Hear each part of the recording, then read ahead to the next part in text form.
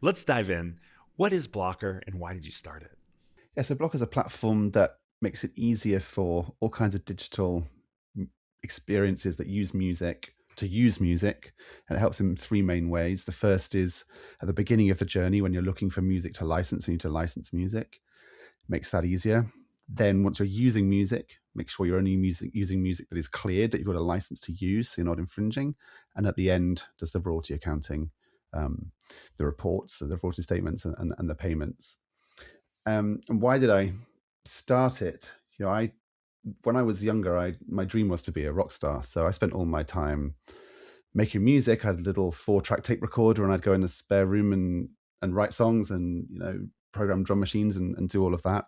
I did that all my teenage years, and I after a diversion to university to study languages, I then was a professional recording artist for 10 years. And when I started off, I had some idea of what I thought success might be. And I knew I wasn't going to be Taylor Swift or whatever Taylor Swift was back then. But I thought, well, there's going to be a niche where I'm going to do something. I'm going to, be able to make some money. It turned out I did quite a lot of those things. You played a bunch of big festivals. My records were on the radio, went on tour, and I just didn't make any didn't make any money. And I got to see all these kind of weird things that were stopping me making money. And often it was things to do with like I'd have a song used somewhere, but it would take years for the statement to get back to me and things like Mm. this. And so later, when I retired from music at the appropriate age for an artist with no hits, which was about 30, I just started to dig into that a bit more, and I found this is a big pattern: is that there was a lack of information about who to pay that stopped money getting through. And so the first iteration of Blocker was basically to bring together all of the data we possibly could, match it all together, and try and complete the complete picture of who should get paid when a song is played. Um, and that's what it was. But we found that although that was a very interesting solution, it wasn't a business on its own. And what it came later is we would be selling to the digital platforms that needed that information in order for their business to work, for them to use the music with the license or to pay people correctly.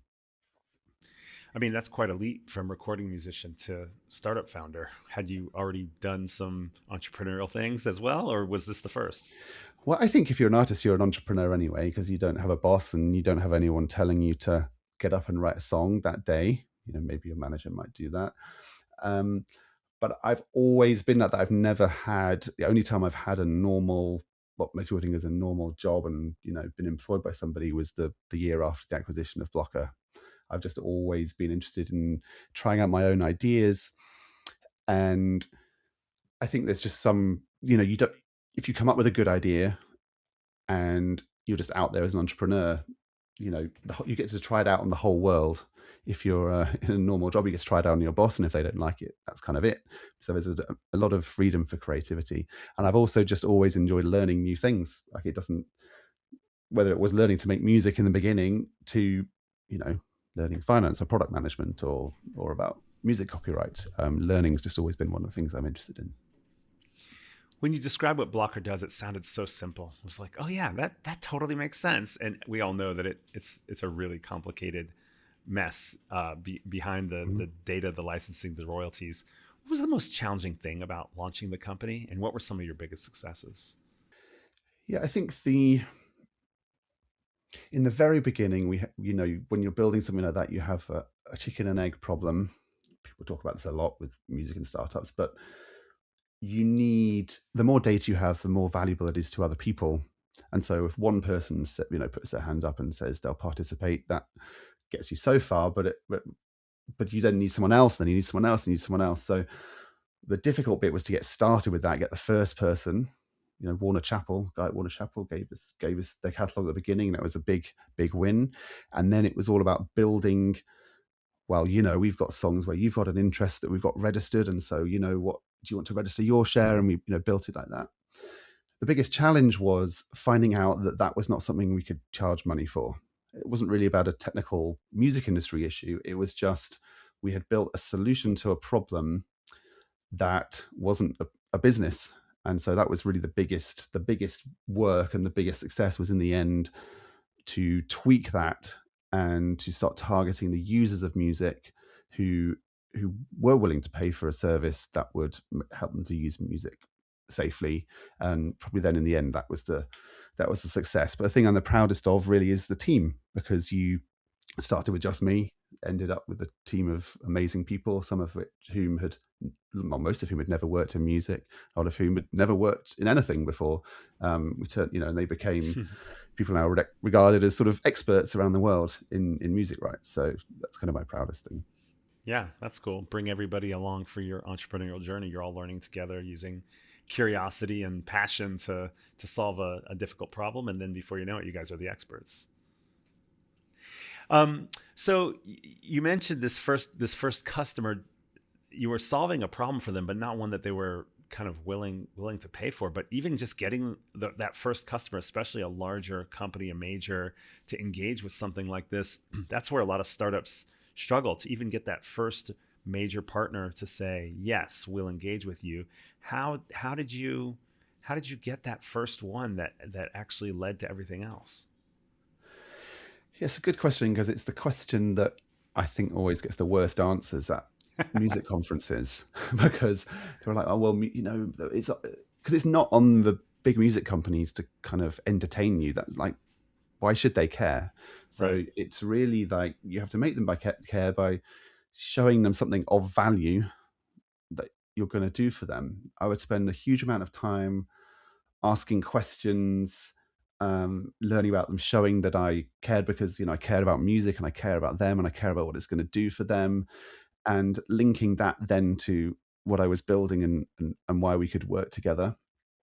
And it was kind of that curiosity and the element of partnership, and not asking for something for free. I wouldn't, I'm not asking for them to just give their time to help me. I want to help them and show some value for them. And often when people talk about this topic, they sort of just imagine that companies just have a duty to just speak to all the startups, but not really. Yeah. Not if you're not doing something that they care about. Yeah, it's interesting as you talk about it. It makes me think about the whole conversation that we've had a lot of in our "How to Startup" mini series, part of the Music Tectonics podcast, about product market fit. Because you went in with Mm. this idea of how you could fix something or how you could try to solve for something, but then the people that you were solving it for didn't really make sense for them to pay for it. At least they didn't see that as a proper business model. But you still need to engage with them before you had something to sell to, say, the streaming services, for example. So it's a real like micro case study of like flipping that, of being like, oh, I think they're going to pay for this, and they're like, no, we're not going to pay for it. But if you solve it, you can charge somebody else for it. Yeah, and one of the things that I think, if you're starting a company now, and even if I was starting now, the question is, was that all a big mistake? Were we doing the wrong thing by trying to create this database and solve this issue around rights data and conflicts and all of that in the first place? Or was that a necessary step to establish the platform that then became the business later? Because when you're doing it, it's quite difficult to have a sense of that, really. You're just trying to learn something new every day and change a little bit and get a little better every day. And if you're raising money, it's not that appealing to say, I'm going to build this thing that'll make no money for 3 years, and then eventually I'll do something. So it's one of those things I think about a lot, whether that was the necessary journey or whether there was something different we could have done. And I think we probably could have done something if we probably could have just iterated a little bit more quickly in smaller chunks, because it's very tempting to build the whole solution if you think you got the solution. But if you built the wrong thing, you've wasted a lot of time. So the smaller the Yeah. chunks, the more you can learn. Fail fast, MVP, all that stuff. It's the things you always hear about with startups, right? Is don't build it so chunky so that then you got to find out sooner, is what you're saying. You got to find out sooner if you're on the right path. Yeah, you got to find out sooner. I think you shouldn't, though, mistake that for, I'm going to try it. If it doesn't work, I'm going to give up. Because the other side of startups is not giving up. And there can be an element of thinking, if you read all the press, that startups are things that happen quickly, but most of them are not really. Even the big ones that you know about, like OpenAI, like, they're 10 years old, and then suddenly, oh, this is an overnight success.